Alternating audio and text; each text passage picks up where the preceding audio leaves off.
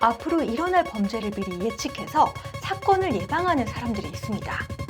살인이 일어나기 직전 살해를 막고 범인을 살인범으로 체포하죠. 영화 마이너리티 리포트인데요. 영화에서 최첨단 치안 시스템인 프리크라임은 3명의 예지자들에 의해서 작동합니다. 그런데 예지자가 아니라 빅데이터와 인공지능이라면 어떨까요? 피터 틸이 2003년 세운 스타트업 팔란티어가 영화 속 프리크라임과 비슷한 빅데이터 기반의 플랫폼을 만들어요.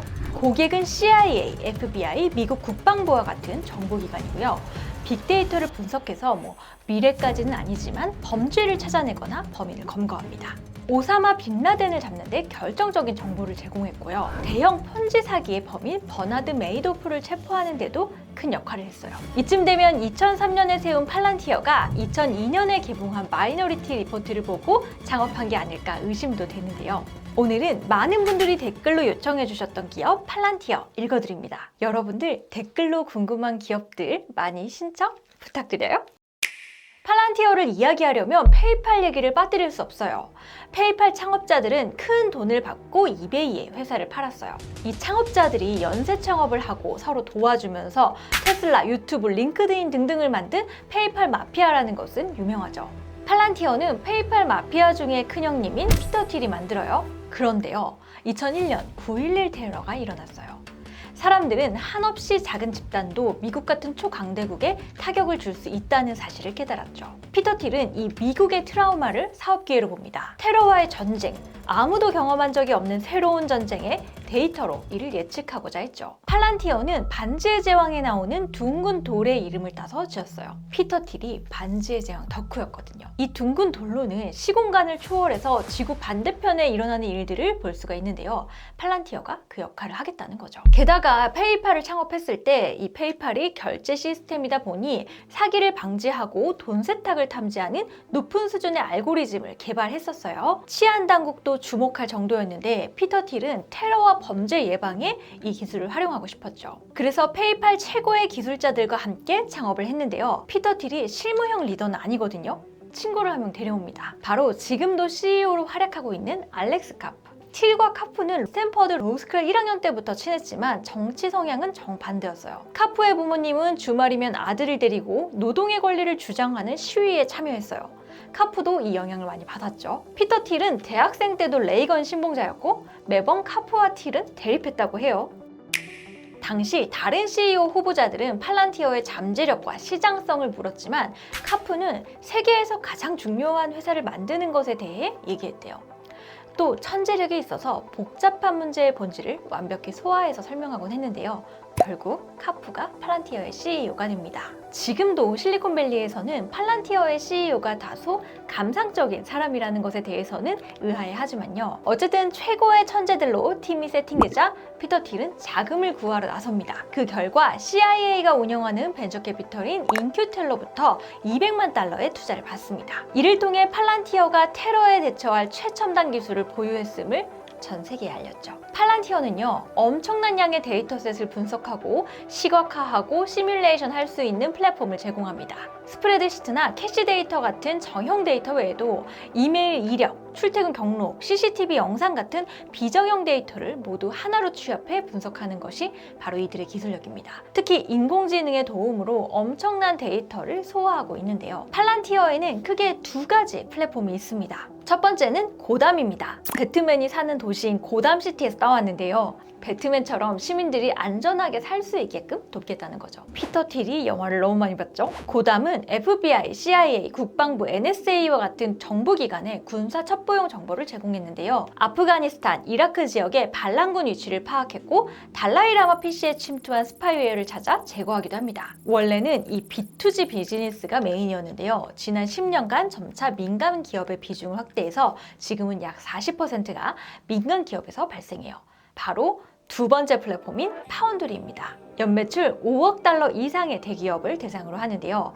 피아트 크라이슬러는 차량 부품의 결함을 찾는 데 사용하고 에어버스는 제조 과정의 문제점을 개선하며 BP는 석유 시추 데이터를 분석해서 생산량을 증진시키고 있습니다. 고객관리, 공급망, 다운타임, 시장 점유율 등등 기업이 직면한 문제들을 이해하는데 이 데이터 분석 플랫폼을 활용하는 거죠. 코로나19로 미국 질병통제예방센터와도 일을 하고 있는데요. 언제쯤 어디서부터 락다운을 풀어야 할지 데이터 분석을 통해 결과를 돕는 거죠. To make decisions right now in order to know where the PPEs need to go, in order to know when and where you're going to reopen. You want all the analytical models, all the pieces of information all in one place. Palantir is really designed to thrive in a crisis. 자, 이렇게 들으면 데이터 만능 회사인 것 같은데요. 2020년 직상장을 한 이래로 팔란티어의 주가는 좀처럼 시원하게 나가질 못하고 있습니다. 바로 확장성에 많은 사람들이 의구심을 품기 때문이에요. 저는 이 회사의 비즈니스를 살펴봤을 때요. 좀 고난이도의 SI 비즈니스 아닌가? 이런 생각이 들었어요. 그런데 고객사마다 다뤄야 하는 데이터가 다르고 풀려고 하는 문제가 다르다 보니까요.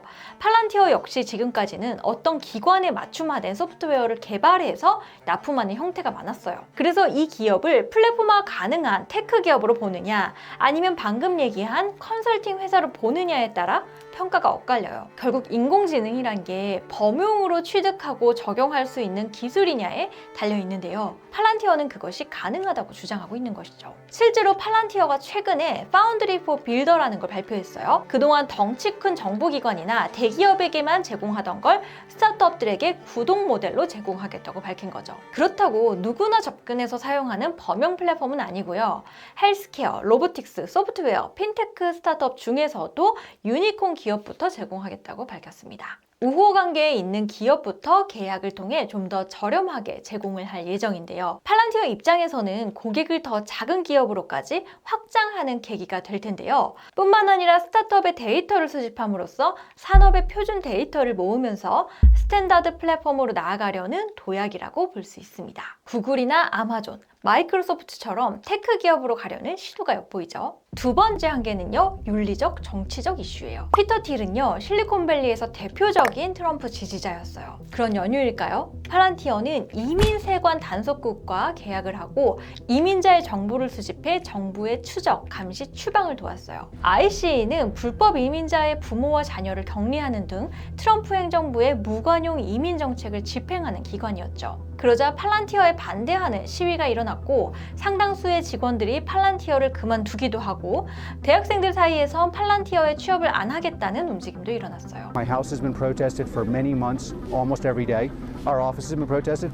Many Palantirians protested against it internally. Some people were so upset by it that they left. These are very hard decisions. ICA와 관련된 시위가 일어났을 때 두 사람의 입장 차이가 나곤 했는데요. 그래도 아까 말한 감상적인 CEO가 있어서 팔란티어의 폭주가 좀 진정이 되지 않나 그런 생각도 들었고요. 마지막으로요. 팔란티어의 애국주의와 자유주의에 대한 가치 상충이 우려되고 있습니다. 팔란티어는요, 설립 당시부터 전 세계의 평화와 번영을 위해서 미국을 세계에서 가장 강한 나라로 만드는 것을 미션으로 하고 있어요.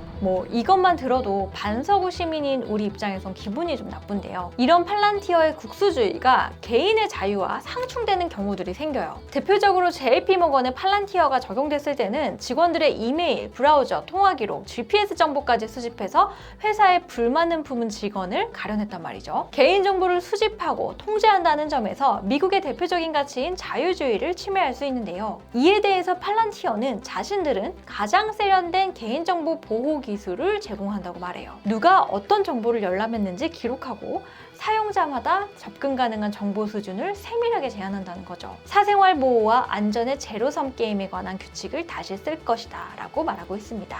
우리는 지금까지 보지도 듣지도 못한 종류의 기업을 보면서 무엇이 맞는지, 어떤 가치를 기준으로 판단해야 하는지 혼란을 겪고 있죠. 팔란티어를 수식하고 있는 빅데이터, AI, SaaS 이것만 봐도 아마 가장 주목받는 기술 기업이 아닌가 싶은데요. 하지만 앞으로 인공지능이 범용 플랫폼으로 구현되려면 인간처럼 코딩하고 자가 학습을 하는 수준까지 비약적인 발전이 필요할 것으로 보입니다. 팔란티어는 이러한 인공지능의 선봉에 있고요. 세계적 수준의 크고 방대한 데이터를 다루고 학습하고 있죠. 팔란티어가 여기에 달성한다고 해도 저는 크게 기쁘지는 않을 것 같긴 하지만요. 과연 팔란티어는 데이터로 미국의 미래를 더욱 강하게 만들 수 있을까요?